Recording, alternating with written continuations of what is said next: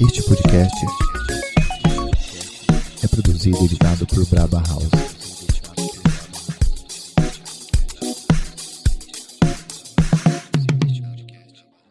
Olá, sejam muito bem-vindos ao Filosofia de Boteco, esse podcast que é um espaço democrático aqui de conversas. Como vocês podem perceber, o Lucas hoje não está presente com a gente, mas eu estou aqui, Zé Barreto, assumindo o papel dele de âncora, e comigo está o Leandro Neri. Se apresenta aí, Zico.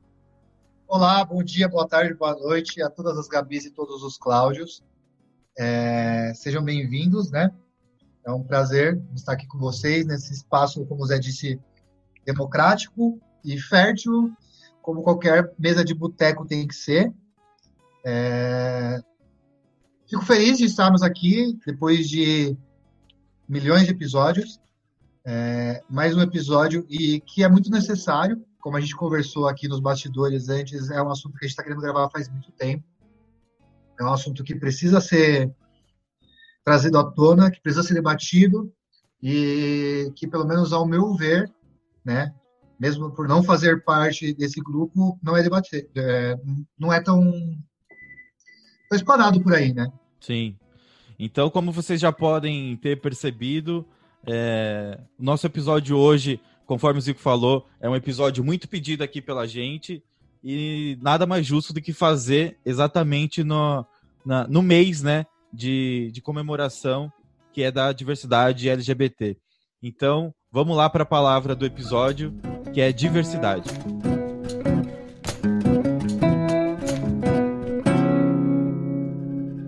Substantivo feminino, característica ou estado do que é diverso, não semelhante. Reunião do que contém vários e distintos aspectos, características ou tipos, pluralidade. A diversidade de comentários sobre o texto. Conjunto diverso, múltiplo, composto por variadas coisas ou pessoas, multiplicidade. A diversidade das espécies. Então, como vocês já podem perceber, a gente veio falar mais especificamente da diversidade sexual. E para isso, eu e o Zico, como a gente também não quer abordar esse assunto diretamente com vocês, a gente trouxe aqui duas feras para falar com a gente, conversar com a gente, bater um pouquinho sobre esse papo, que é a Amanda Mesquita. A Amanda, ela vai se apresentar, mas antes de mais nada, é uma amiga minha que eu reencontrei recentemente. Eu conheço a Amanda desde 2000 e, sei lá, bolinha, faz uns 17 anos que eu conheço a Amanda, e ela teve a honra também de convidar e trazer o Nelson Matias. Então, sejam bem-vindos, por favor, Amanda, se apresente. Bom dia, boa tarde, boa noite a todos e a todas e a todes, né? Como o Zé falou, sou uma amiga do Zé de infância, sou advogada, sou aqui atualmente residente em Praia Grande, no litoral de São Paulo. Sou presidente da Comissão da Diversidade Sexual e de Gênero da UAB, aqui local, né?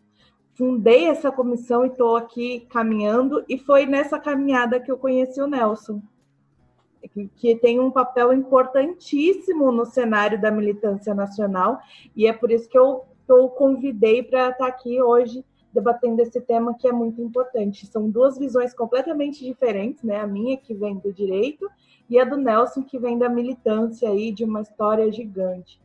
E aí eu deixo para ele terminar de se apresentar. Boa. Obrigado, hein, Amanda, por vir. Nelson, por favor, se apresente. Obrigada a você. Boa noite.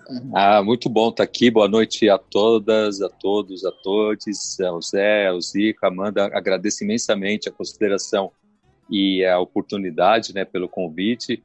Achei sensacional, né, essa conversa de bar, e agora principalmente em épocas tão difíceis, né, sanitária e política que a gente vive, né, o ideal seria a gente estar realmente naquele bar, com aquela cervejinha, com aquele espetisco. Exato. Né? Uhum. Mas acho que a gente tem uma nova era, né, que é essa questão, apesar do isolamento da gente estar longe, né, mas a gente também está tão perto nas ideias, né, nas ideologias, né? Então acho de suma importância a gente poder levar assuntos como esse, né? Eu sou De formação, sou formado em gestão ambiental, atuo na área ambiental e segurança do trabalho, e tenho uma militância bastante significativa no movimento LGBT, desde 97, quando eu participo da primeira parada, eu fui como participante, e cheguei lá, me encantei, e no ano seguinte eu já estava na organização. Em 99 nasce a associação, porque a parada foi crescendo, e fui o primeiro presidente, depois em 2007 novamente. Mas nunca deixei de estar participando, independente do cargo. Essas coisas para mim nunca foram importantes, né? Mas o sistema burocrático, né, ele exige que as instituições tenham essa característica. E é isso, vamos, acho que falar de um assunto bastante novo, né? Por mais que a gente tenha aí, sei lá, uns 10 anos, mas é recente, né? Porque eu sou de uma época onde pouco se discutia essa questão das identidades, do sistema de gênero, enfim, acho que vai ser bastante legal para a gente levar esse conteúdo para as pessoas entenderem um pouco mais esse universo que ainda é tão novo, né? Mas tão necessário de ser discutido. Inclusive, acho que, né, o Zico coloca a questão de você poder trazer essa pauta para a escola. Infelizmente, em 2017, a gente teve um levante aí com a famigerada ideologia de gênero, né, e foi tirado das escolas a possibilidade da gente levar essa discussão. Então, não à toa a gente tem aí feminicídio gigantesco no país, todo dia tem mulheres assassinadas, tem LGBT, justamente porque a gente não discute, né, com essa escola que deseduca e educa para o preconceito, mas é isso. Não pode ter kit gay nisso daí, tá ok? Infelizmente. Pois O Nelson trouxe um ponto que, para mim, é um calcanhar de Aquiles. Eu tenho muito problema, muita dificuldade com esse termo ideologia de gênero, porque ele é uma falácia, né? Então, já que o Nelson começou com pega esse gancho, com licença. Manda lá, manda. Porque é algo que me incomoda muito. Ideologia de gênero. Nossa Senhora! Porque é um termo criado, né, pela Igreja Católica, né? E vem esse tema para a gente não discutir gêneros. Então, se a gente não pode discutir gênero, a gente não vai falar o que é ser homem e o que é ser mulher. Nada mais que isso, né? A gente não está falando do que é ser gay, do que é ser lésbica, enfim, não é esse o ponto. E aí criaram todo um terrorismo com essa história, e aí a gente ficou impossibilitado, né, entre aspas, porque a gente ainda milita, né? O Zico, enquanto professor, acredita que ele entra nessa pauta ali de alguma forma, e aí criaram essa história para que a gente não possa falar do que é ser gente, do que é ser homem e do que é ser mulher. E aí é como o Nelson falou, aí a gente vê um número de feminicídio aumentando, o número de violência doméstica aumentando, o número de assassinatos de pessoas LGBTs, principalmente das mulheres trans, né? E até o suicídio da comunidade LGBT, aumentando porque a gente não consegue discutir temas que aí são são essenciais para a comunidade. A gente não está falando nada demais, né? Sim. Estava pensando aqui, Amanda, eu não tenho números, talvez vocês tenham, mas eu tenho certeza que também o número de problemas de saúde mental do público LGBT deve ser absurdamente alto, né? Desde ansiedade a depressão, pela quantidade. Eu falo, por exemplo, que eu penso em amigos meus, né? Durante muito tempo eu tive muitos amigos gays mesmo, assim, viver na bolha deles, né? Inclusive ser chamado de hétero de estimação deles. E a gente conversar muito sobre isso, e eles falarem das questões do quão era difícil, né? Falando deles na questão de ser gay, se assumir gay, aceitar a homossexualidade, né? Se entender e que a família entendesse isso, e o reflexo de tudo isso na vida deles, né? O quanto isso gerou de ansiedade, o quanto gerou de depressão. Eu imagino que em todos os outros integrantes, né, do público LGBT+, deva ter muito disso, né? Porque as pessoas, além de não poderem falar sobre, não se sentem bem, não são aceitas, enfim. Então, acho que o grande problema é você não ter, primeira coisa, não ter políticas públicas para que a gente possa realmente abraçar essas questões. Então, eu não tenho dados. Hoje, os dados que eu tenho é de um trabalho Hércules do EJGB, através do Luiz Modi e do Marcelo Cerqueira, que contabiliza dados por jornais né? Olha que absurdo, né? Nossa. Porque as pesquisas, as estatísticas, elas nos dão, inclusive, diretrizes científicas para que a gente possa referendar a política pública, né? É a partir delas que eu tenho dados para poder. A gente não tem dados. E eu estava acompanhando quem a Homofobia Matou Hoje, que é um site que eles mantêm com esses dados através de notícias, e o número de suicídios aumentou significativamente. É óbvio, né? E é um conjunto de coisas, porque quando você, adolescente, se percebe LGBT, você imagina a carga dentro de uma sociedade heteronormativa, com todos os respaldos religiosos possíveis para colocar a gente numa vala na margem, né? Na verdade, não é nem numa vala comum, é a margem. Então, você imagina um adolescente se estruturando psicologicamente, se vendo diferente, né? Porque é assim que a sociedade nos apresenta, como algo que é diferente, e, na verdade, a gente não é diferente, a gente só tem uma orientação sexual que não é uma heteronormatividade.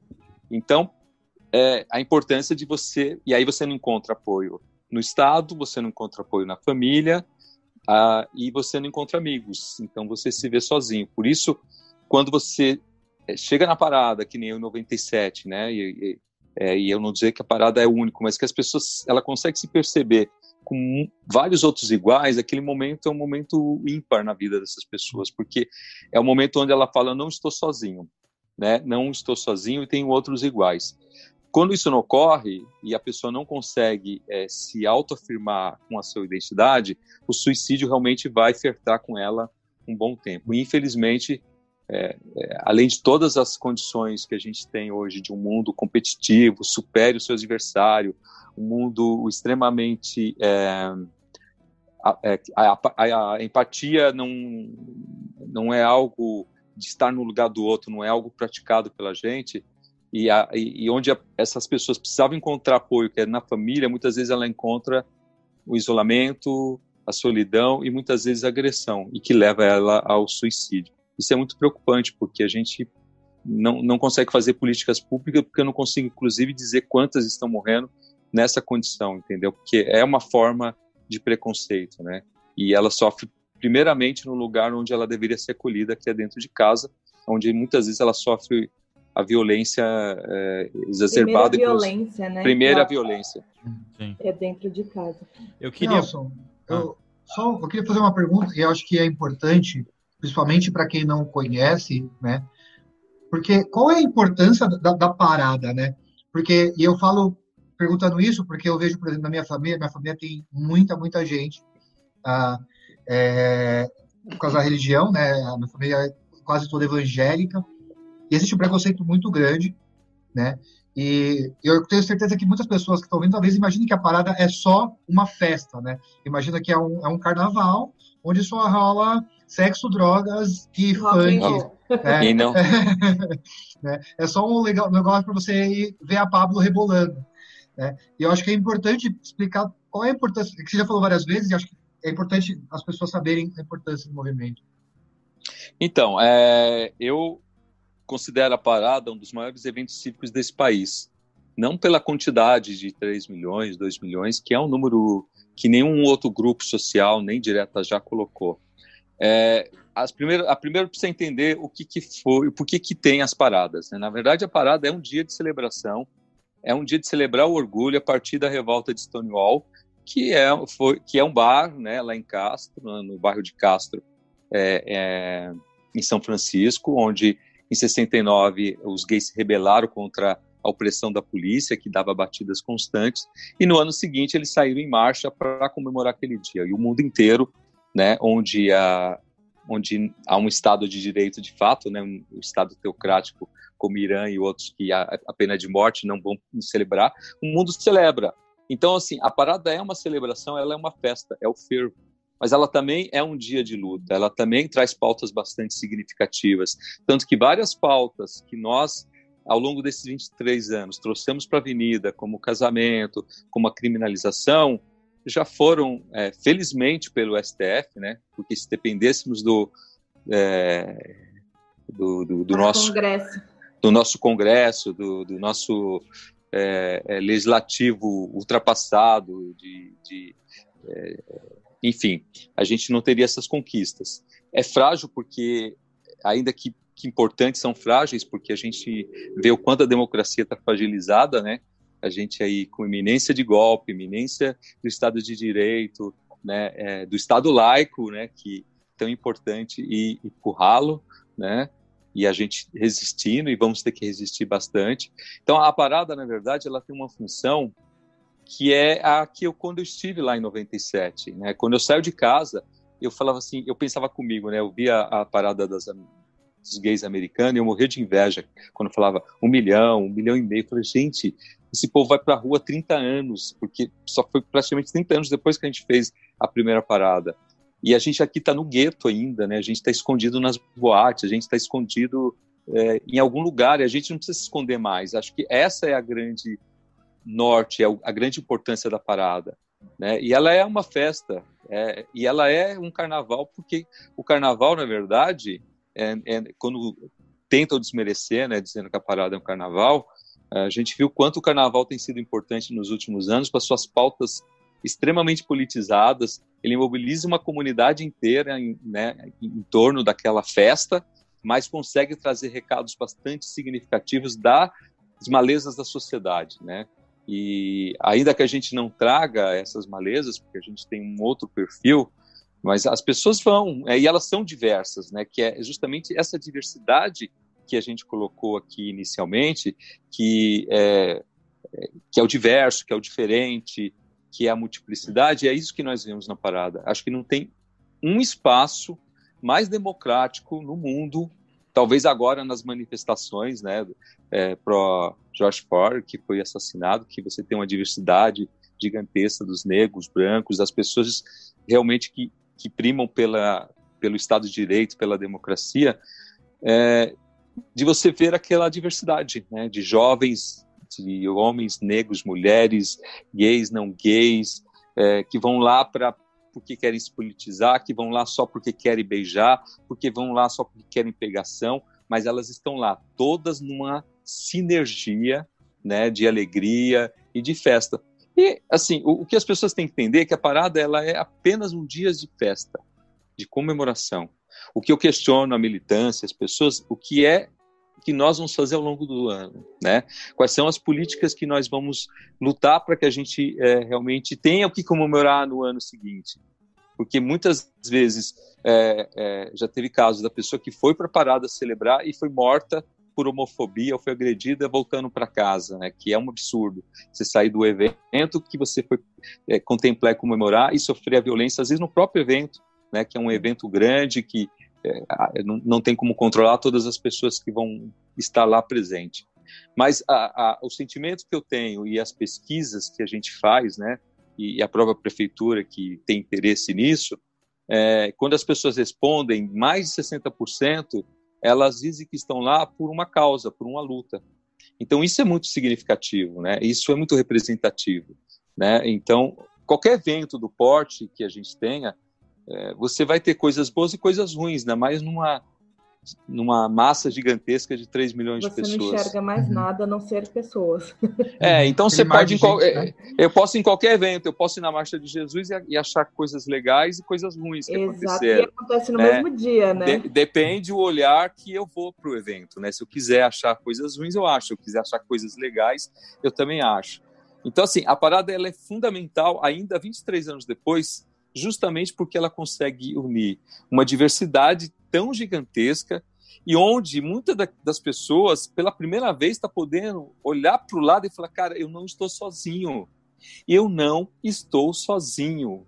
O meu orgulho está aqui. Ela olha para os outros, e eu sinto isso porque eu ando a parada toda, né? Porque eu coordeno os trios, então eu sinto toda aquela energia, aquelas coisas acontecendo, as pessoas se manifestando individualmente com seus corpos, enfim, as famílias heteronormativas, os idosos, os malucos, o povo de rua, o negro, o branco, o adventista, o sei lá, sabe assim, estão todos lá, né? Por algum motivo estão lá, seja pelo fervo, seja pela militância, seja porque a cidade não oferece uma possibilidade de lazer e a parada acaba sendo essa possibilidade para muita gente lá se divertir, sem problema nenhum. É um espaço super, ultra democrático. O que a gente não pode perder é as nossas pautas. Então, a gente traz os temas. Esse ano, por exemplo, infelizmente, a parada não vai acontecer. Ela aconteceria agora no domingo.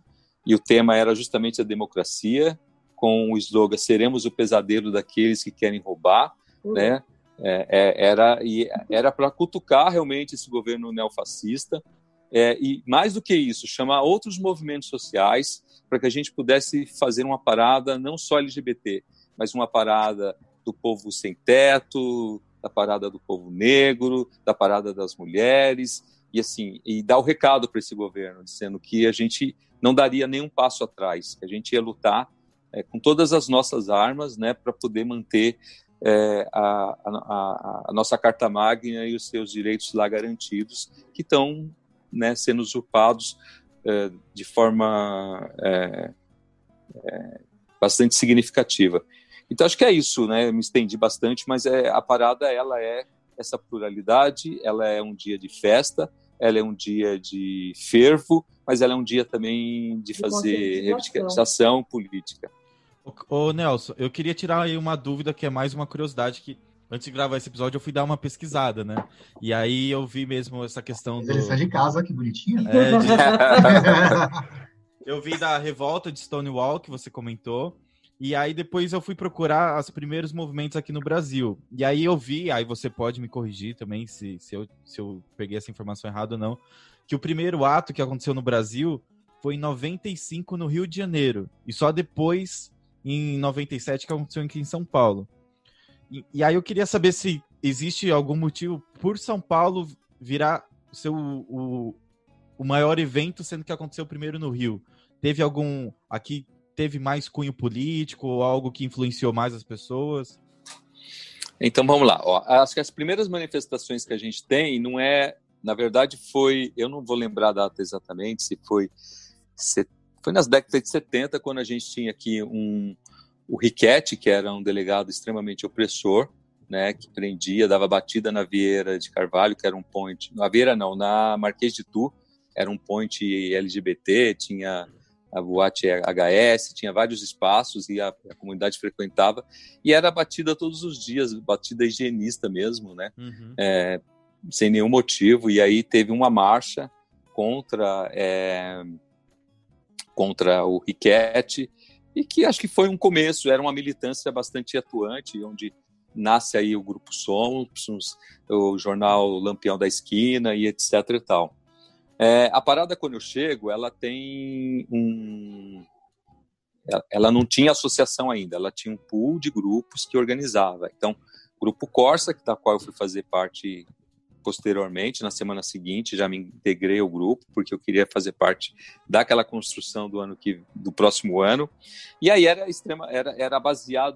basicamente pessoas ligadas à esquerda e a partidos. Então, tinha núcleo de lésbicas e gays do PSTU, do PT, do CAIUSP, né, que eram alunos da USP, e era isso, era esse caldo, né, bastante efervescente de partidos de esquerda ou ligados à esquerda, e alguns grupos que não tinham uma amarra política, mas fazia já um trabalho bastante interessante. Com relação... eu só me perdi um pouco, a pergunta era sobre...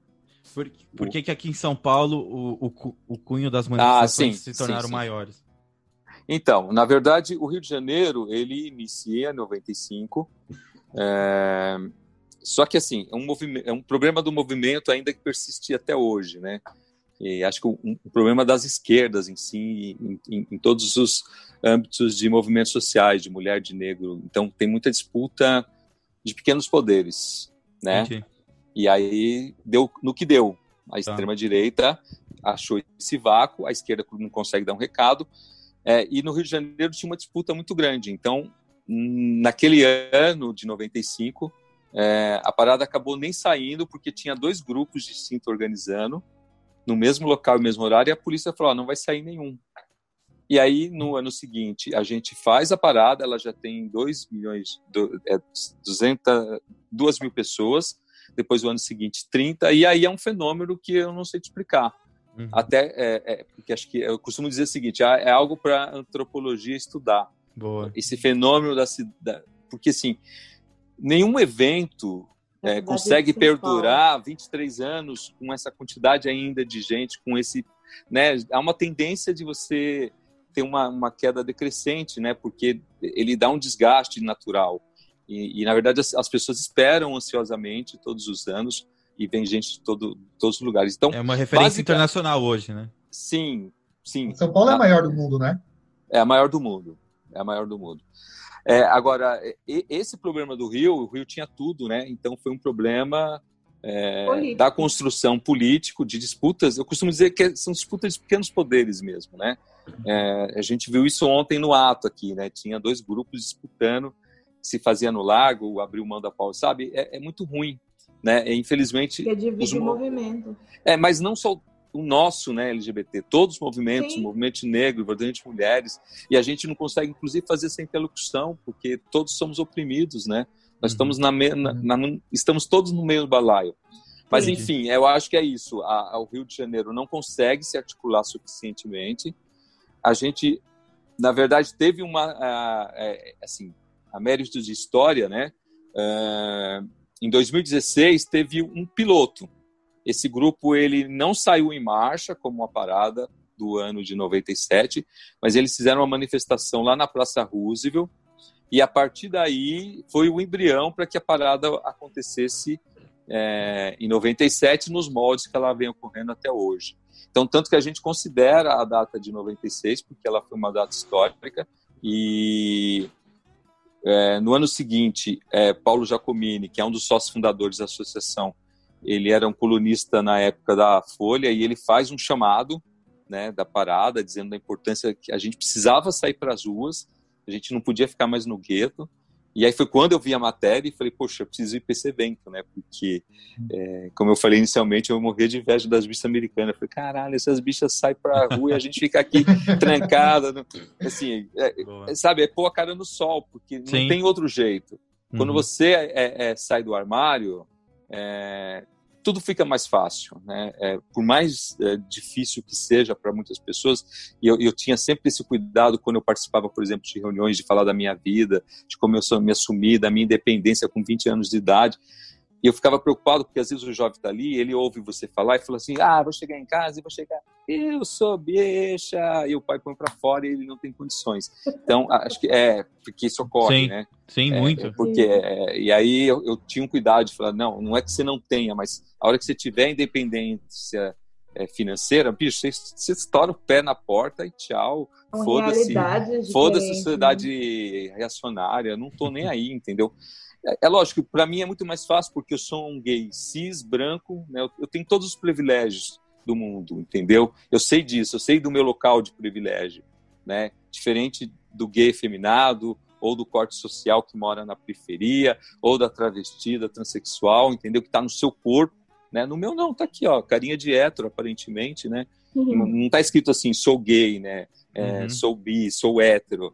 Mas para alguns está escrito, né? Aqueles que transitam principalmente na questão do gênero, dentro dos papéis, ele não tem como esconder, porque é o corpo que fala, é o corpo que denuncia, né? Enfim, é a linguagem. Ô Amanda, eu queria voltar para você. Você foi, eu não sei se eu entendi certo, você me corrige. Você fundou a Comissão de Diversidade aí em Praia Grande, não? Sim, em 2016, quando eu peguei a carteira da UAB, eu já vim nessa tomada de criar a Comissão da Diversidade aqui. Aí eu queria que você explicasse por que você quis isso e... Cara, e por que não tinha antes, né? De 2016. Conta um pouquinho pra gente como que foi esse trabalho. O que te motivou a abrir essa comissão dentro da OAB aí no litoral? Bom, eu me formei em 2015, né? Me tornei advogada, peguei a minha carteira de ordem em 2016. E eu, antes de me tornar advogada, antes de colar grau, eu já mexia com a pauta das minorias, né? Você me conhece há 17 anos, como você já falou. Então, você sabe que eu sempre fui a advogada de todo mundo antes de nem sonhar de ser advogada. Então, ainda na época da faculdade, eu já atuava nessa questão da pauta, tanto da mulher, né? Que eu sou especialista em violência contra a mulher, quanto na questão LGBT.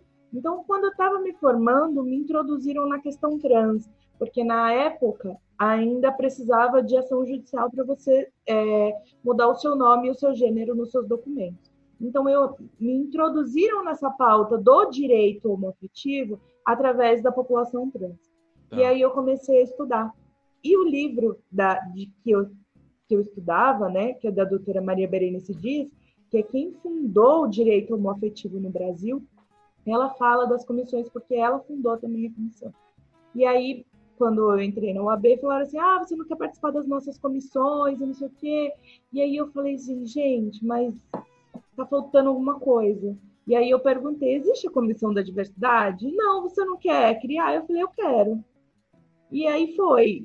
Eu tô nessa comissão aí desde 2016, tentando desenvolver um trabalho nessa cidade, que é uma cidade jovem, Praia Grande, poucos sabem que tem 51 ou 52 anos. A gente já tem parada na Praia Grande, já está na segunda, esse ano seria a terceira edição, mas a gente vem aqui tentando desenvolver um trabalho de formiguinha na cidade. E eu tenho duas perguntas, Amanda. A primeira é, qual que é a importância desse grupo de diversidade dentro da OAB? Nossa. Tipo, porque, sei lá, pensando, para quem está ouvindo, às vezes as pessoas não sabem, a pessoa nem sabe nem o que a OAB direito faz. Qual que é a importância de ter um grupo desse dentro da ordem, né?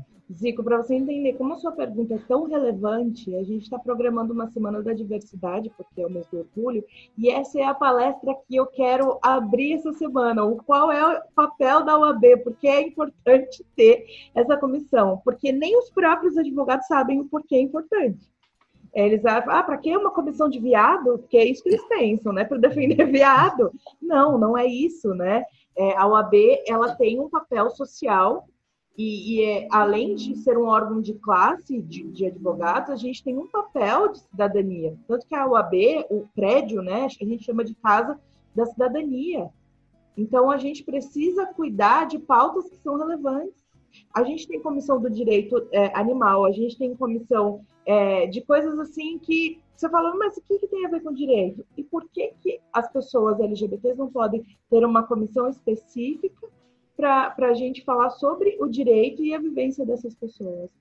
A gente está aqui para discutir, trazer direitos, né? Brigar por essa política pública que o Nelson falou que a gente não tem e que é realmente muito difícil. Então, a UAB veio com essa intenção de tentar fomentar e brigar por direitos da população LGBT e garanti-los, né? Certeza que deve ter discursos do tipo, fazendo uma analogia, né, que nem quando eu falo da delegacia da mulher, né? Por que tem delegacia da mulher e não tem delegacia do homem, né? Sempre. Porque, Sempre. Ou porque você é hétero está nessa comissão? E é uma outra questão. Porque perguntam, é isso que eu ia falar, entrar nessa pauta também. Essa pergunta também teve mais ou menos a ver com isso. Por que uma pessoa hétero está à frente de uma comissão dessa? Assim, eu até brinco, e a gente teve uma live esses dias com a OAB São Paulo, e eu falei que já fui questionada sobre essa questão de lugar de fala. E como diz a Djamila Ribeiro, quando a gente não tem uma pessoa para representar aquele lugar, e se a gente pode fazer a fala daquelas pessoas, né? Óbvio que nem a gente, aqui o Zé falou assim, Amanda, eu não me sinto confortável da gente discutir essa pauta sem uma pessoa LGBT. A gente precisa ter uma pessoa LGBT nesse episódio. Eu falei, com certeza, Zé. Não dá pra gente falar por essas pessoas. É por isso que o Nelson tá aqui com toda a sua bagagem para dizer aquilo que a gente até sabe, mas a voz é dele, né? Então, na UAB, muitas vezes a gente não consegue ter pessoas para saírem do armário, entre aspas, para assumirem cargos assim. Porque às vezes a pessoa não quer se expor. Ela tem medo de se expor na sociedade, enfim. Na minha comissão, só uma pessoa LGBT. É muito difícil a gente conseguir aqui em muitas outras cidades do interior, por exemplo. São Paulo é outro universo, né? Então, São Paulo a gente consegue ter pessoas LGBTs à frente da comissão, ou ir até no interior. Mas ainda é muito difícil as pessoas quererem dar a cara a tapa. Infelizmente, por conta de todo o preconceito cultural. E eu tenho uma coisa para falar, que eu acho que eu queria que vocês falassem, porque assim, aqui no podcast a gente sempre traz uma discussão sobre quando a gente usa termos incorretos, né? E tem uma coisa que talvez a gente já tenha falado lá atrás e a gente já corrigiu, mas eu acho que nesse episódio é legal de falar, que é a questão de não é opção sexual e ser orientação sexual, né? Sim. E a gente... Porque eu vejo muitas pessoas falarem no meu ciclo de amizade várias vezes assim, não sei o quê, qual é a sua opção sexual, né? E aí depois até aprofundar, então, qual que é a diferença de orientação sexual e identidade de gênero? Né? Porque eu acho que eu tenho certeza que muita gente não sabe o que é isso. São coisas completamente diferentes. Posso falar, Nelson? Pode. Da parte teórica da coisa. Eu brinco que é cabeça, joelho e pé. Sabe aquela dancinha? Ombro, cabeça, joelho e pé. O gênero está na nossa cabeça. Então, se a gente pensar no corpo humano, a gente pensar no nosso cérebro, ali que está o nosso gênero. É a forma com que a gente se identifica enquanto ser humano. Se eu sou homem ou se eu sou mulher. Isso é o meu gênero. Me entender como homem ou mulher. Minha orientação sexual é o que está no meu coração. É a forma com que eu demonstro afeto, carinho, enfim. Não necessariamente desejo sexual, porque as pessoas assexuais não têm apetite sexual, né? Então, o afeto está aí. E o sexo biológico, que é o nosso órgão genital, nossos cromossomos, enfim, nossos hormônios. Isso é o nosso sexo. Então, são 3 coisas completamente diferentes. Então, a cabeça é o gênero, a forma com que eu me identifico enquanto pessoa. Coração é a minha orientação sexual, para quem eu gosto, para quem eu desejo. E o sexo biológico é o nosso órgão genital. Então, quando a gente fala de gênero, a gente está falando do que está na nossa cabeça, de como eu olho para o espelho e me enxergo. Então, a pessoa cis, como todos nós, é a pessoa que se olha e o seu gênero, ele está de acordo com o seu sexo biológico. A pessoa trans e travesti, ela se olha no espelho e ali tem algo de errado. Ela não se entende daquela forma. Legal. Nelson, aproveitando... Não, pode falar. Depois eu ia te fazer uma pergunta. Não pode. Eu só ia complementar com a questão, mas pode ir que eu já...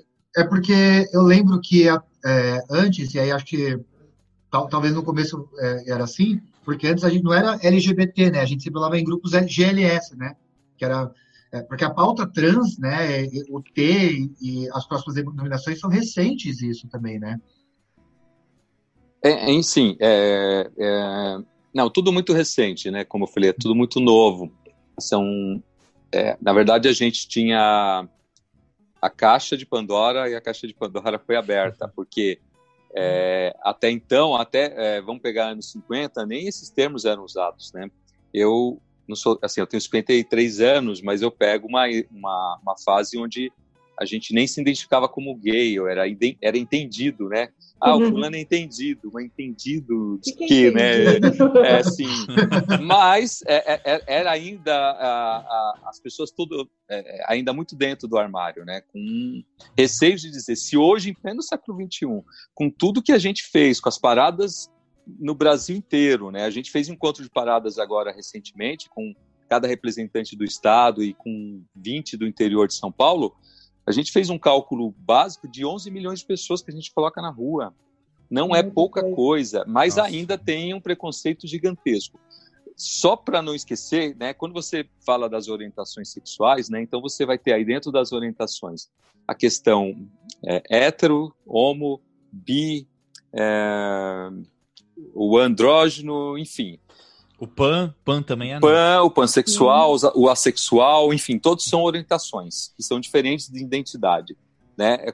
Então, assim, quando alguém fala para você qual a sua opção sexual, quando que você escolheu, né? Quando que você... né?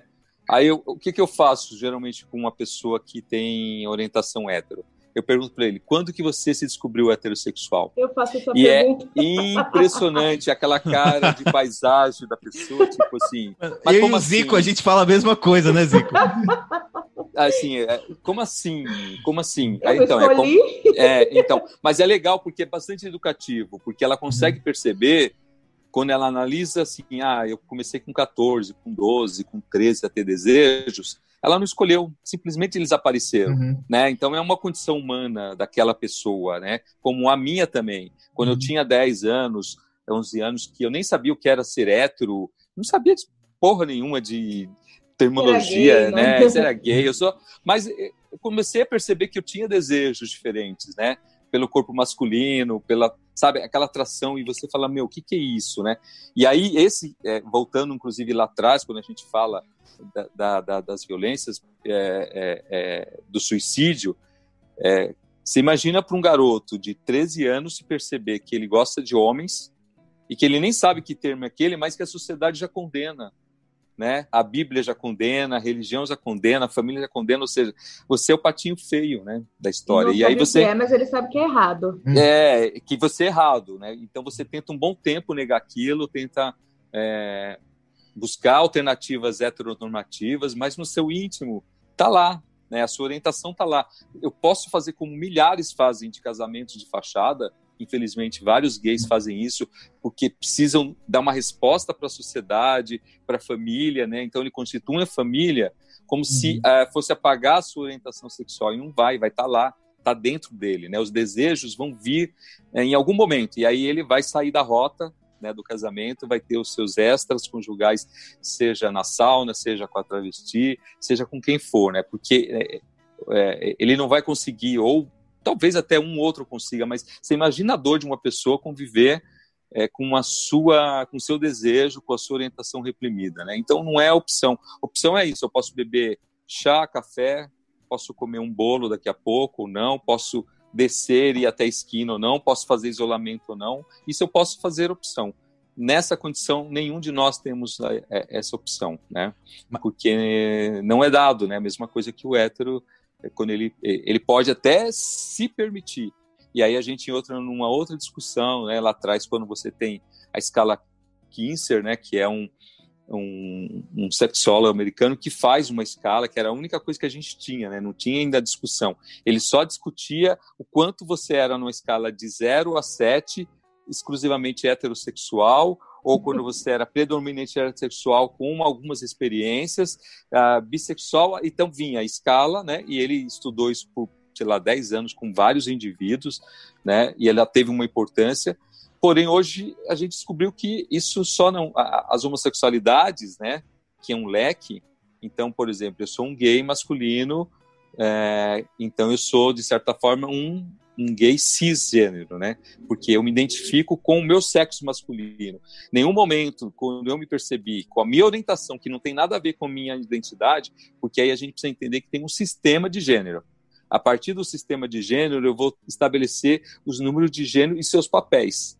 Então, assim, papel é diferente, inclusive, né? Tudo aquilo que uma pessoa diz e faz ou indica a outros como ela quer ser vista, como homem, como mulher.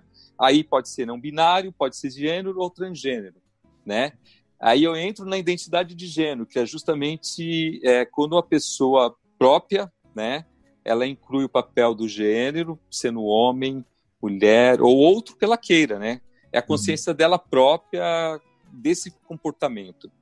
E aí ela vai, né, remeter para o não binário, para o gênero queer e para as identidades binárias. A gente tinha que ter um podcast só para falar disso. Porque... É tanta coisa. Porque, assim, é tudo tão novo que a gente mesmo ainda está... tentando entender. Digerindo tudo isso, né? Porque eu sou da época onde era só gay e lésbica e pronto. Você colocou com muita propriedade. Quando eu chego na parada, era GLT. Não tinha nem o... não, era GLS, não era? Simpatizante? Na verdade, o GLS ele foi criado justamente com o nascimento do Mercado Livre que tinha na época e com a mostra de cinema do André Fischer, que já era empresário e tinha aí esse festival de cinema com temáticas. E o GLS era nada mais do que uma sigla comercial. Por quê? Porque ela tentava agrupar o gay e a lésbica e os simpatizantes, né? E aí a comunidade costumava dizer que o S era de suspeitos, né? Assim, e aí depois, porque todos, assim, nada é tão estanque hoje, né? Eu acho que a roda ela movimenta o tempo todo, e isso que é legal. É isso que faz com que a gente se torne grande enquanto pessoas, enquanto movimento. Então, num primeiro momento era GLS, depois passou GLT, GLB, GLBT, depois ele passou...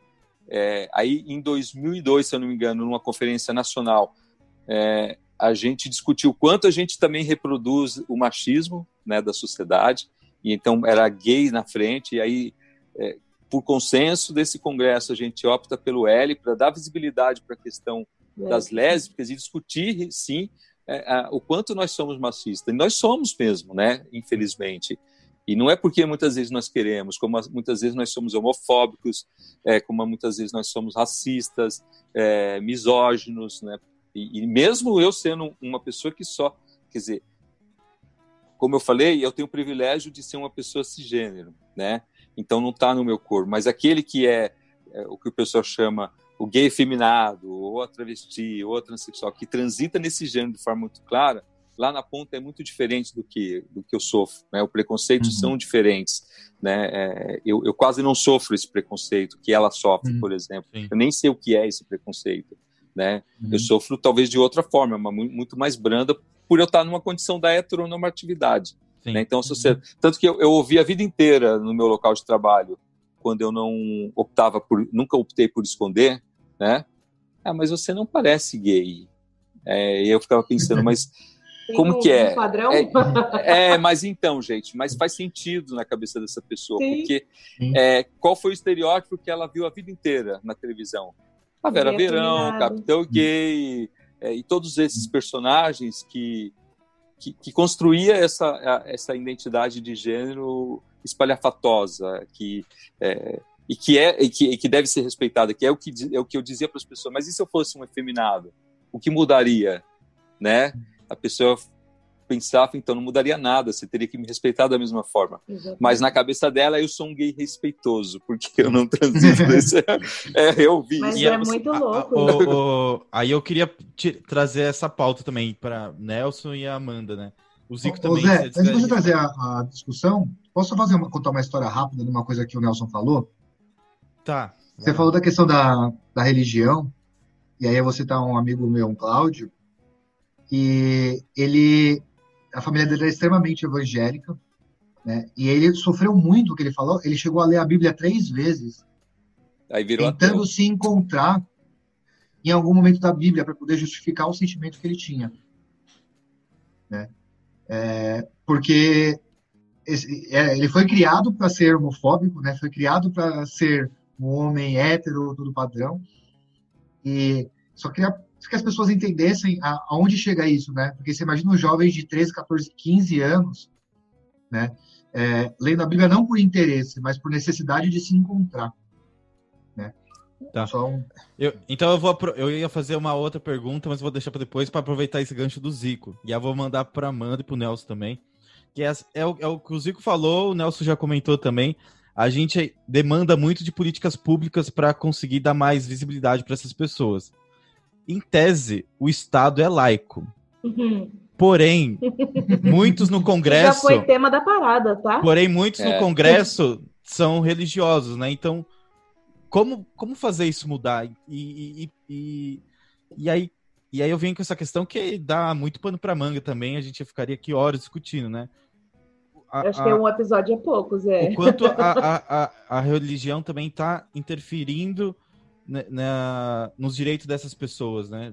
Dessa comunidade que é tão grande quanto qualquer outra que a gente está vendo aqui. O Nelson está falando, dando números que dá para se reunir 11 milhões de pessoas. A gente começa pensando naquilo que o Nelson já falou. Todos os direitos LGBTs no Brasil foram conquistados através do judiciário. Tá. Então não foi o Congresso Nacional, não foi os deputados e senadores que criaram leis para dizer, vocês têm direito a ser quem vocês são, a casar, a adotar, a doar sangue, que agora está essa discussão, que é a mais recente, a de ter direitos previdenciários, por exemplo, E aí vem o judiciário para dizer, a gente vai garantir para vocês algo que está na Constituição, só que os coleguinhas que estão no poder não querem. Por quê? Porque não querem. Por quê? Por quê? Por quê? Por quê? E aí a gente vai, toda aquela conversa que a gente veio até agora. Tem as questões que nós vivemos no Estado laico, mas nem tanto, né? Até a página 1, porque a página 2 para frente já não Sim. é mais. Enfim, então tem toda essa questão política e social. E aí, outro ponto que Nelson trouxe, que foi o primeiro, da ideologia de gênero. E a gente veio para a escola sem partido também, que vem para proibir que a gente fale sobre tudo. Então, a escola juntou a ideologia de gênero com a escola sem partido, a gente vai falar do quê? A gente vai ter, como que é? É da época do Nelson, a matéria de moral e cívica, como que era? Educação moral e cívica. A gente vai falar sobre o quê? Isso, fica me denunciando a minha idade. Que já se denunciou. Então, assim, a gente não tem representantes que queiram abraçar certas pautas. Eles estão ali, às vezes, muitas vezes, por interesses de empresários, enfim, ou os seus interesses próprios, que não estão muito preocupados com a comunidade. Então, também já foi tema da parada, vote LGBT, porque eu estava nessa parada, eu me lembro desse tema. Então, olha como é importante essa questão da parada sempre trazer uma discussão. É fervo, é festa, é carnaval, mas eles todo ano trazem um tema que eles vão discutir, e a questão da parada não acontece só naquele dia. E isso poucos sabem, né, Nelson? A parada ela vem com quase uma semana inteira antes de atividade, e o mês inteiro, enfim. Ele pode dizer melhor sobre isso. Mas tem um calendário e que eles vão discutir coisas.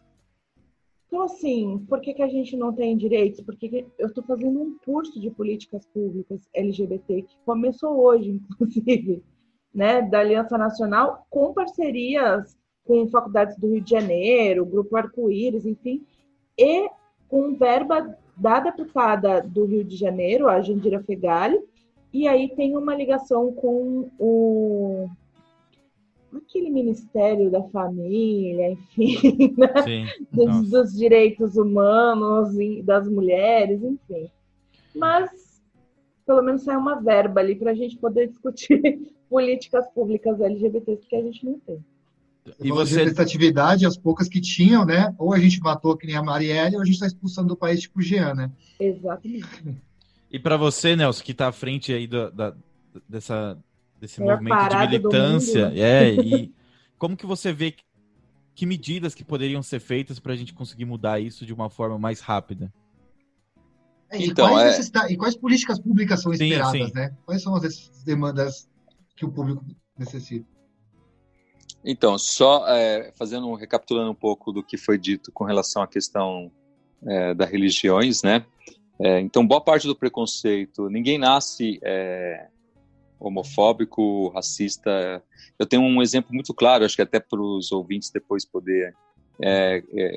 numa ocasião eu namorei o Reinaldo Damião, que foi sócio fundador, e a gente convivia muito bem na casa dele, assim, todo mundo sabia, e a sobrinha dele estava sempre com a gente, era pequenininha, e ela sempre ia ali, a gente mostrava atividade, não tinha problema nenhum. E aí um dia ela me perguntou, tio Nelson, por que você namora com meu tio Reinaldo? Eu falei, porque a gente se ama, mas isso não é certo. Eu falei, mas quem te falou? A minha tia, e aí a tia evangélica, entendeu? Então, ou seja, ela até outro dia não tinha nenhum preconceito, ela não sabia o que era preconceito. A partir do momento, injetaram o preconceito nela e ela reproduziu algo sem, inclusive, nem entender o que ela estava falando. Ela só sabe que aquilo é errado porque a tia falou, mas era tão normal para ela. Então, assim, eu sempre acho muito estranho a gente, em 2020, ter que falar sobre direitos LGBTs. Assim, eu não consigo entender por que essa sociedade tem um fetiche tão grande com relação a com quem as pessoas dormem, com quem elas querem amar, literalmente com o cu alheio, né? Assim, assim, é muito estranho para mim isso. A gente tem que falar de direitos tão consolidados na nossa democracia tão ameaçada, mas está lá. Né? A nossa Carta Magna é uma das melhores do mundo, ainda que não seja aplicada na sua prática. E felizmente, todo esse viés religioso. Eu nunca esqueço, por exemplo, quando eu tive lá no Congresso, quando a Marta Suplicy, então deputada naquela ocasião, estava tentando aprovar a lei de parceria civil, não era nem casamento. Eu fui lá por 3 vezes, saí com o pessoal de Campinas, dentro de uma van. Você imagina que aí dentro de uma van com 13 pessoas... Nossa. Meu, é surreal, mas é o preço que a gente tem da nossa militância. E as 3 vezes que a gente foi lá, o que aconteceu? Essa pauta foi tirada e foi usada como moeda de troca com a bancada evangélica. E que era muito menor do que é hoje, né? Porque era só a bancada da evangélica. Hoje tem da bala de tudo. E do não tem boi, uma que né? salva, né? Não tem, mas elas se juntam, né? Os conservadores direitistas têm algo que a esquerda não consegue fazer. Eles, mesmo com a diversidade, eles conseguem fazer o jogo jogado. Eles não têm ego. Né? Na hora de oprimir, todo mundo tá junto, né? Então, porque eles têm uma proposta. Tanto que, quando a gente... o que eu vi, por exemplo, na ideologia de gênero, lá na frente da Câmara? É um evento puxado pela Opus Dei, né? Uma facção católica extremamente reacionária, mas com apoio de evangélicos. Nessa hora não tinha divisão, entendeu? Então, eu não discuto, eu nunca vou discutir a questão da homossexualidade a partir da Bíblia. Porque, assim, eu vou discutir a partir da Constituição, a partir do Estado de Direito de fato. Até porque eu costumo dizer para algum evangélico, quando ele vem colocar, porque eles têm o mesmo chavão de sempre. Porque em Levítico 22 diz que não... Ai, meu Deus. Mas e o Velho Testamento, que fala um monte de outras coisas que vocês não seguem, entendeu? Mas aí o Velho Testamento já não serve mais. Serve pra gente. Então, assim... Mas Deus fez Adão e Eva, não Adão e Ivo. Pois é. E fez Adão do barro e conversava com uma cobra falante, né? Comeu a maçã e acabou com tudo. Aí é difícil, né? Aí fica bem difícil. Mas essas mesmas pessoas que acreditam que a Terra é plana hoje, mas deixa pra lá. Não é essa discussão. Isso vai para uma outra discussão. Mas acho que assim, a grande dificuldade e o entrave... pega governo do Bolsonaro.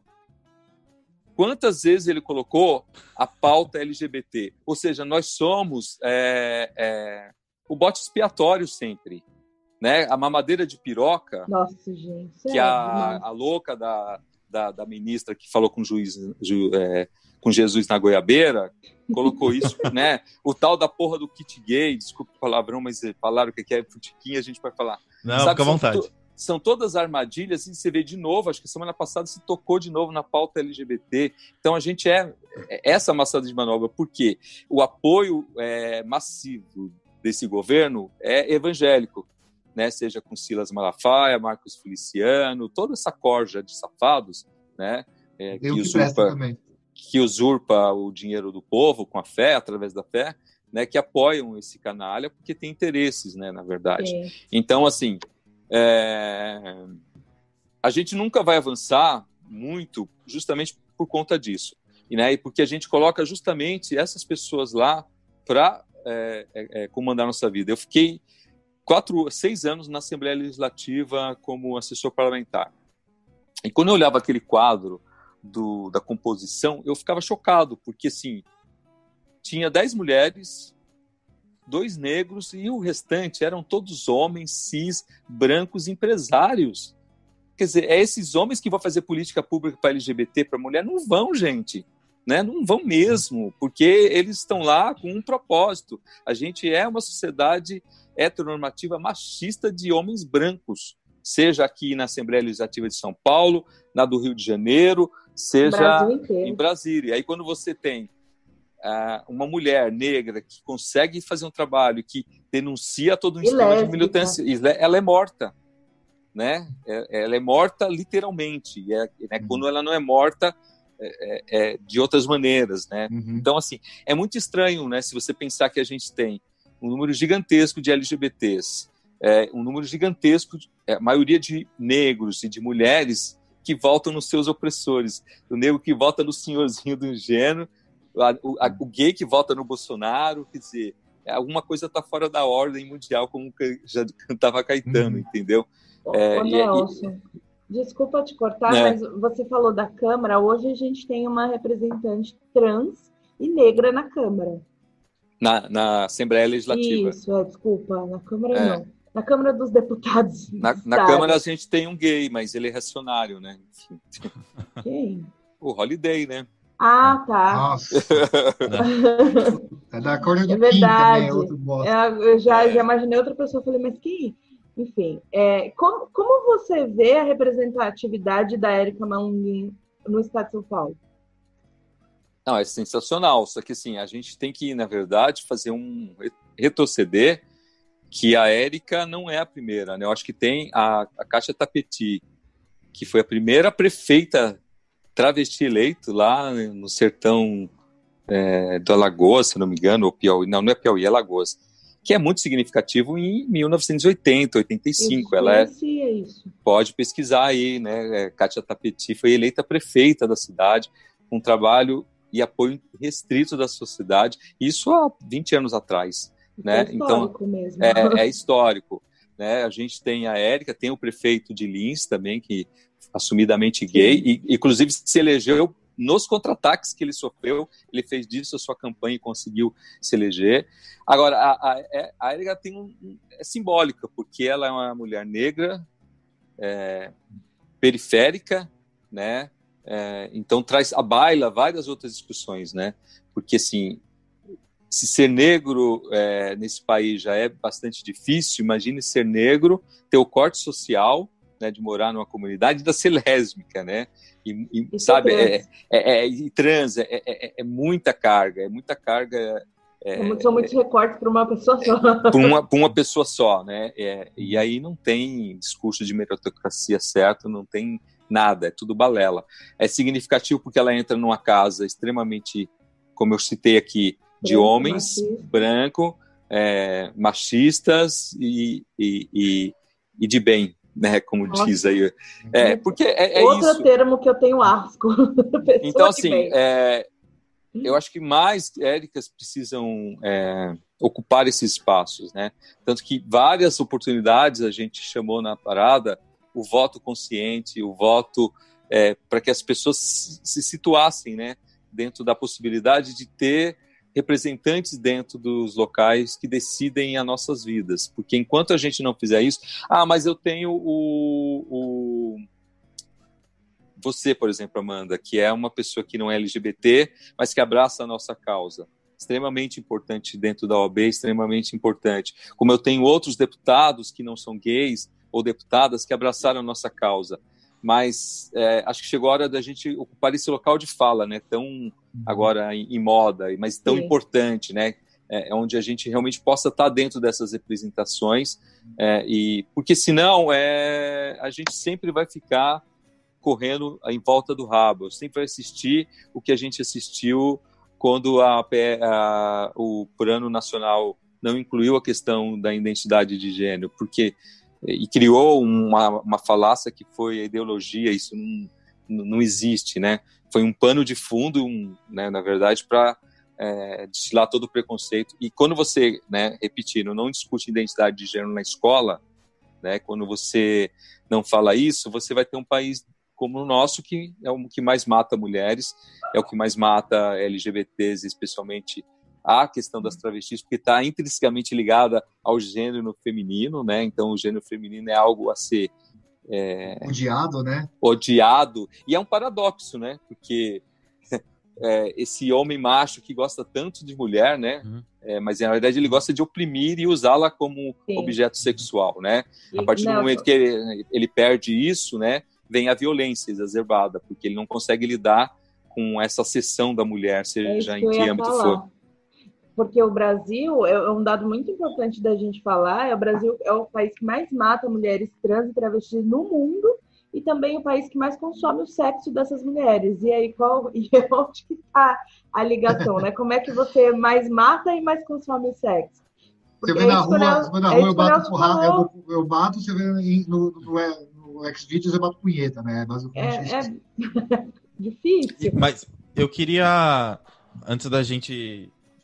Parece que a gente já está chegando quase no final, já vou muito rápido, mas por mais que a gente veja tudo isso de ruim acontecendo, eu tenho a esperança que nasce, que fica aqui dentro de mim, que, por exemplo, eu acredito que, e aí a gente eu, Amanda e o Zico é de uma geração, o Nelson já é de outra, mas não quero ficar aqui revelando idades das pessoas. Mas eu acredito que na época dele, do Nelson, na geração dele, a gente vivia um mundo de dicotomia, né? Porque você ou ali só era representado por homem ou mulher. Depois a gente conseguiu trazer as pautas LGBTs e tal.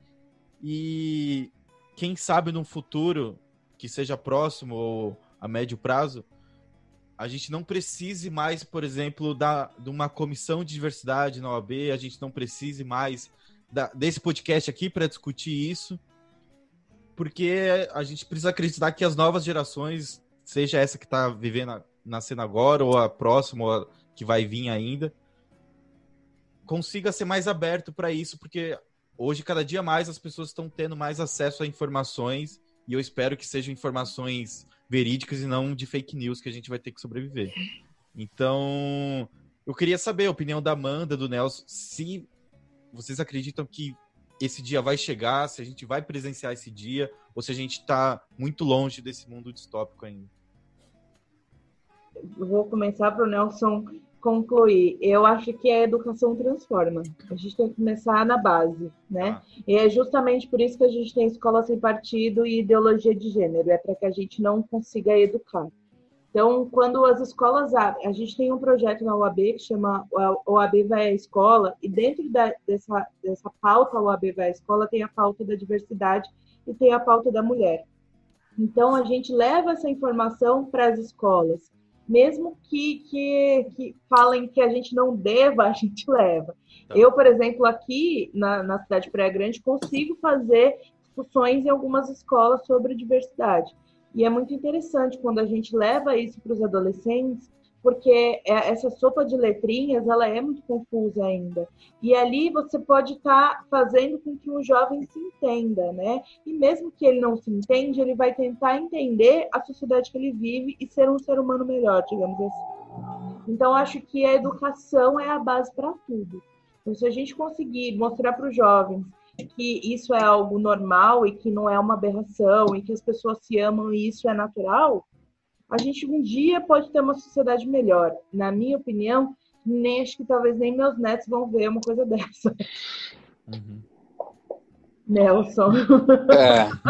Eu queria estar mais otimista, mas acho que todo o desenho que a gente tem hoje no cenário nacional, vivendo uma crise sanitária nunca vista como antes, e agregada a uma crise extremamente política, né? Eu acho que eu não vejo, né? Eu acho que isso vai durar por muito tempo. Os estragos que estão sendo feitos, eles vão demorar muito, né? E quando você não tem, de fato, a gente já não tinha, né? A precariedade da escola, ela é de anos. Na verdade, sim, na minha época já era precarizado, né? E hoje, quando eu vejo a educação do jeito que ela é aplicada, ela é perversa tanto para os docentes, né?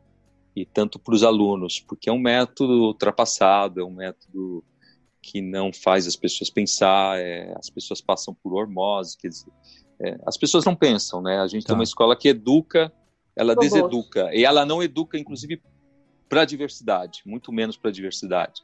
Primeiro porque o professor não está preparado, porque ele tem uma carga gigantesca de outras coisas para fazer, tem, enfim, N coisas que corroboram para que isso não ocorra.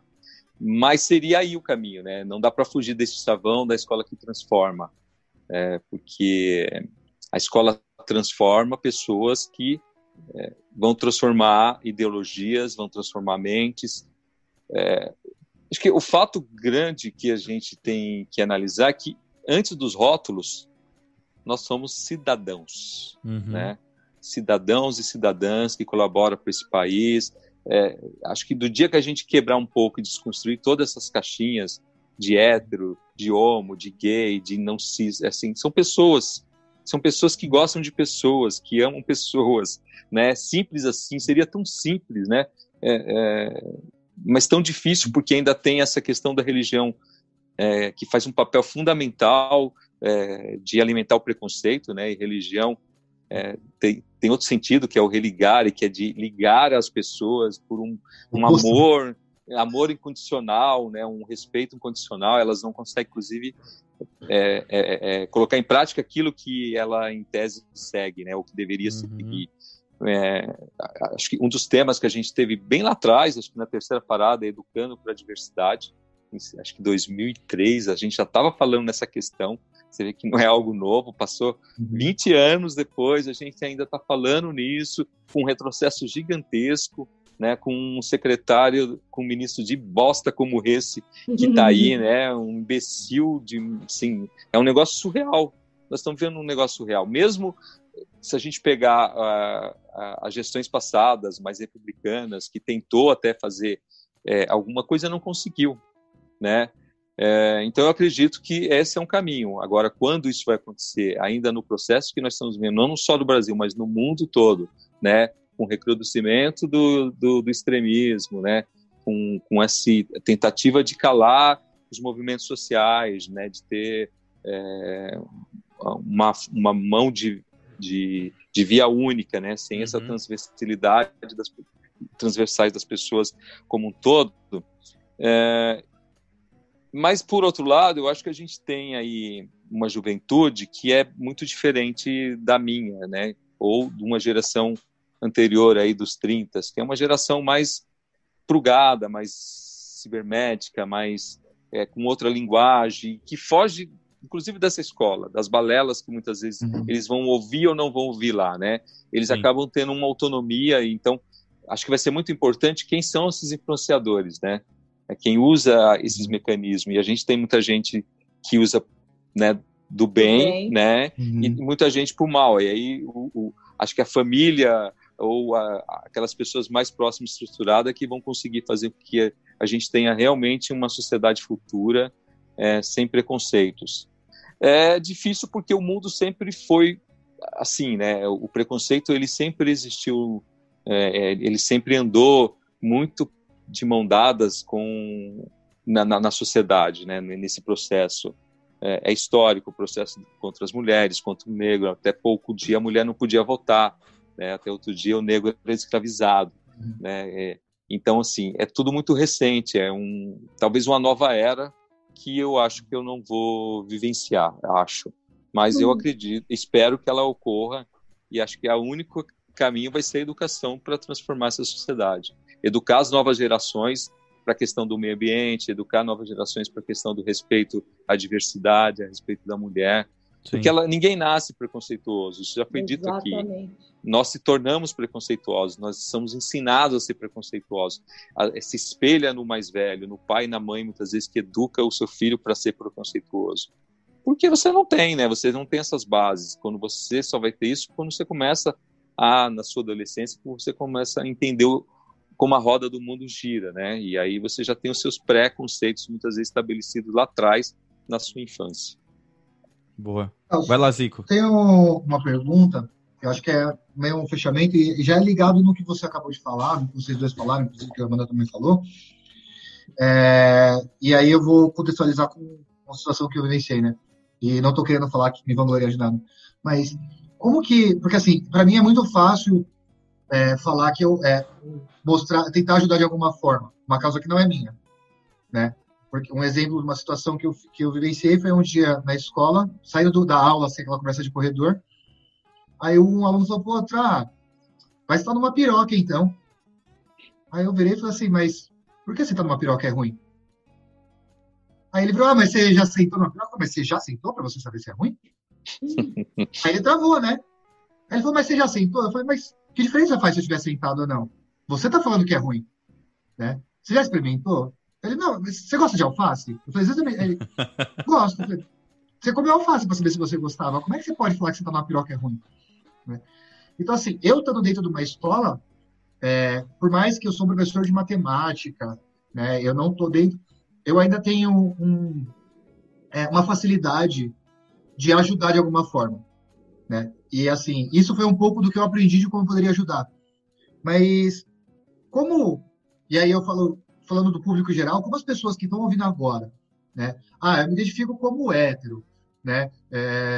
Não entendo a causa, tal, mas eu sei que é importante falar disso. O que eu posso fazer para ajudar?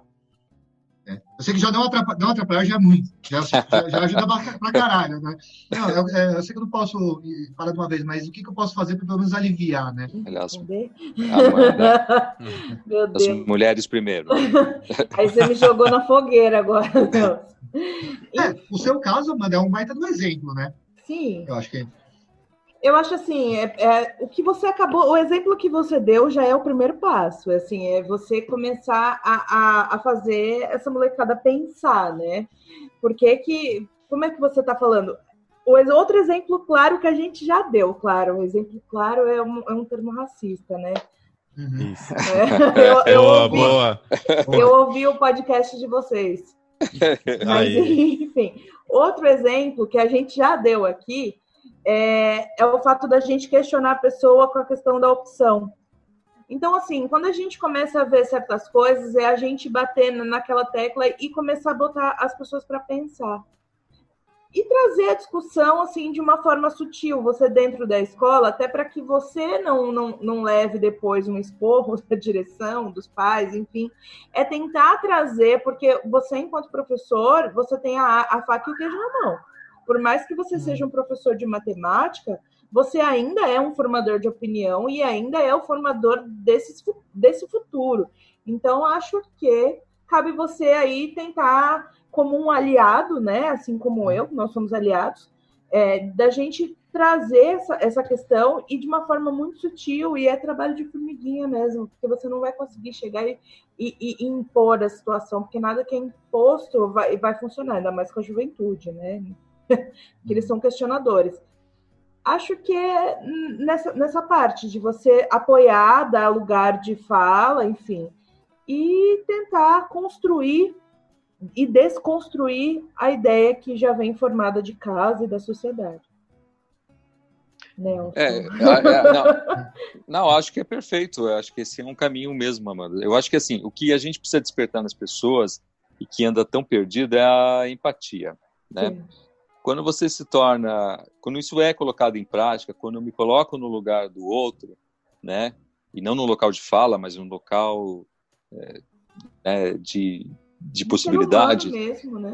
Eu jamais posso sentir falar, ainda que eu tenha presenciado, por exemplo, e vivenciado o racismo, né, eu costumo dizer o seguinte: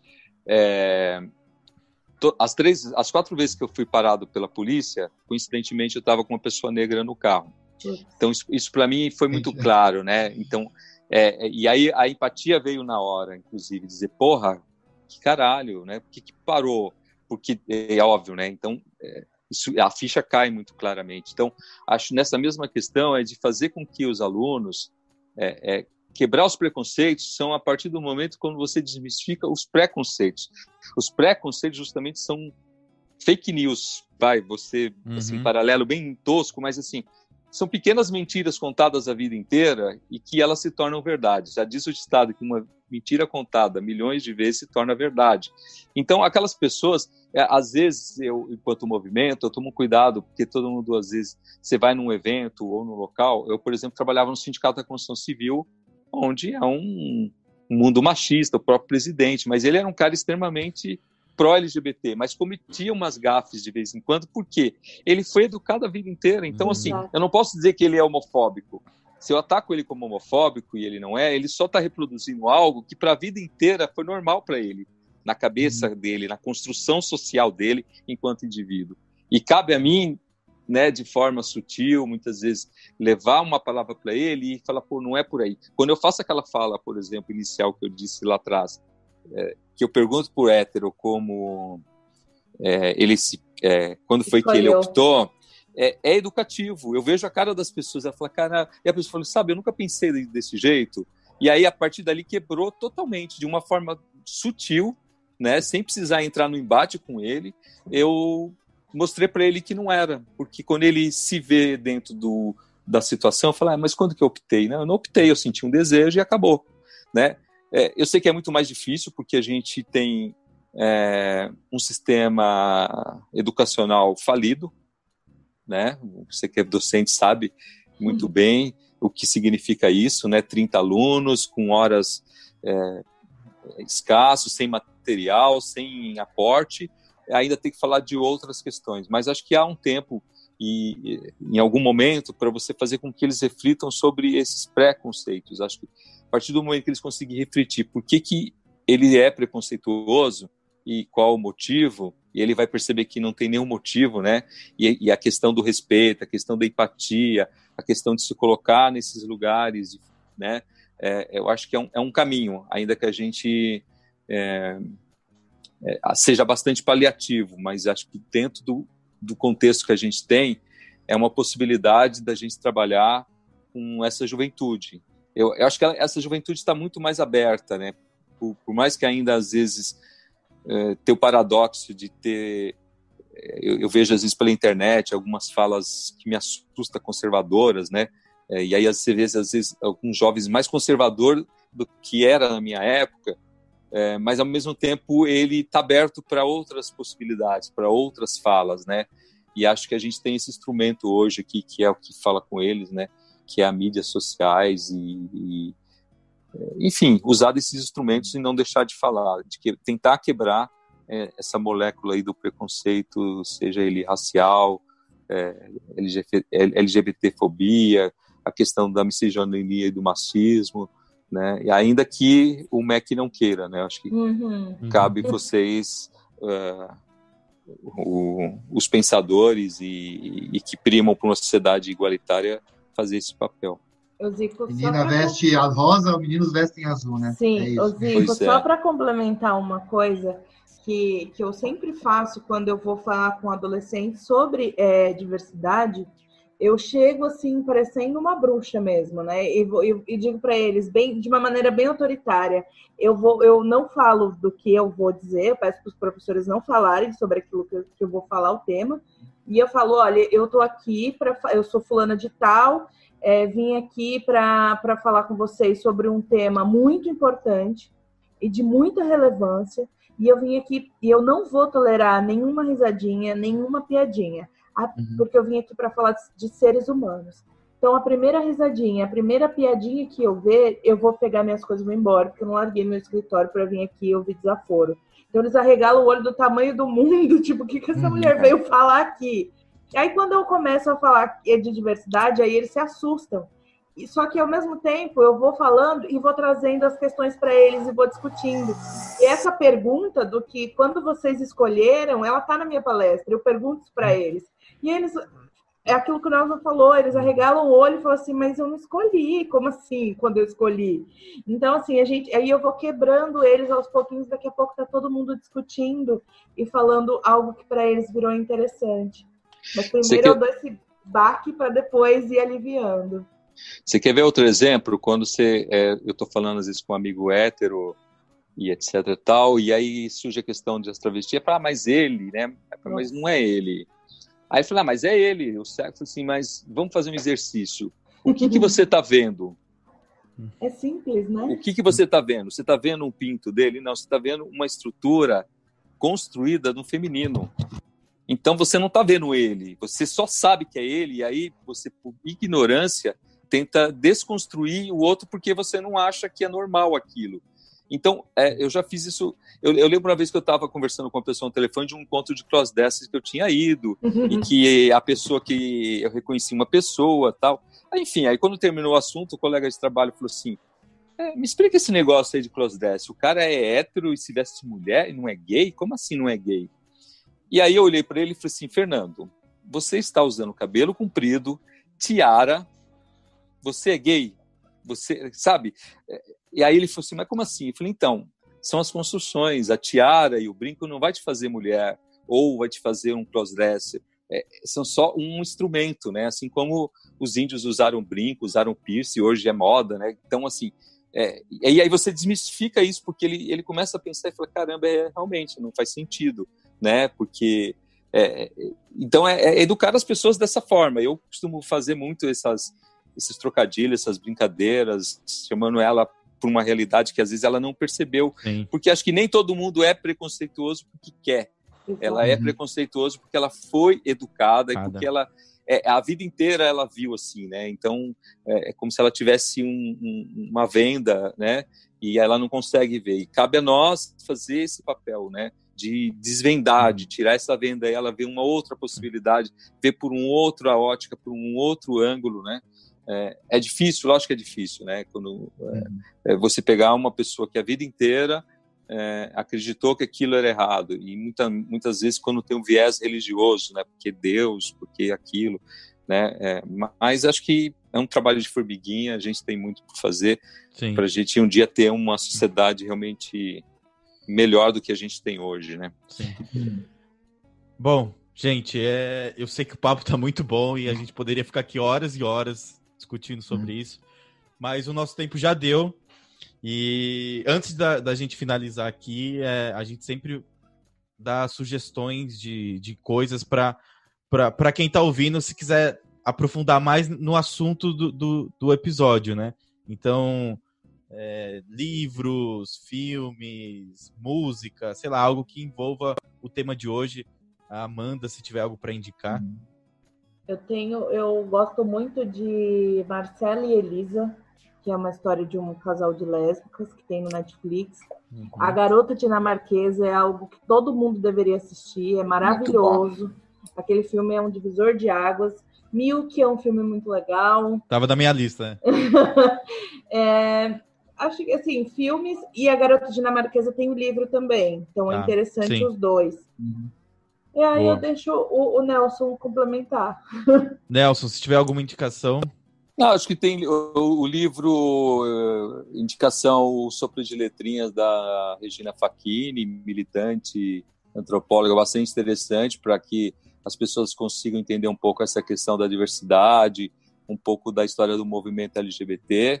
E acho que um clássico que não pode deixar de ser lido pelas pessoas é o Devassos no Paraíso, do João Silvério Trevisan, que foi agora repaginado, né? Ele fala desde que dos anos 50, no que era homossexualidade, vem trazendo também todo um histórico do movimento LGBT, advento da AIDS, das paradas, bastante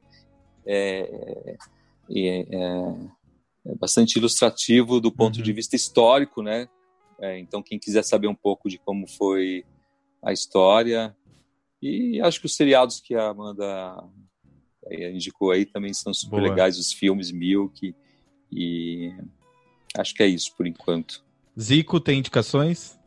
Como eu sempre gosto muito de comédia, eu sempre tento por esse lado. E tem uma série que, por mais que eu não ache ela tão engraçada, eu tô gostando muito de como ela aborda os temas, o Zé vai ficar puto, mas é Brooklyn Nine-Nine. Putz. Porque ela traz várias pautas, e uma delas ela fala, inclusive, né, da homofobia, assim. Mas eu acho muito legal como eles normalizam uma questão que deveria ser normal, né? Então, o capitão é casado com um cara, e tudo bem. Né? E durante a série, todo mundo traz isso como se ele fosse casado com qualquer outra pessoa do gênero oposto, né? Mas ele fala muito do como ele sofreu por conta disso. Tá. Então, tem uma discussão legal sobre isso. E outras discussões também, sobre outras questões. Crônicas de São Francisco também é muito interessante. Na Netflix tem o Pulse, que é bastante interessante, Pulse, né? Que traz aí os anos 70, 80, o advento da AIDS também, mostra como a comunidade gay americana, né? Ela foi enfrentando todo esse processo, bastante interessante também para a galera poder dar assistida aí nessa época de pandemia. As minhas indicações é o Milk, que a Amanda tinha falado, e tem também um documentário que eu vi essa semana, mas é do ano passado, que se chama Bicha Travesti, que conta um pouco da história da Linda Quebrada, e eu achei sensacional. Ganhou até prêmio em Berlim e tudo mais. E para também aproveitar essa dica, que as pessoas escutem mais músicos e músicas da comunidade LGBT. Então, a própria Linda Quebrada, Lineker, As Bahia, a Cozinha Mineira é uma banda que eu adoro muito.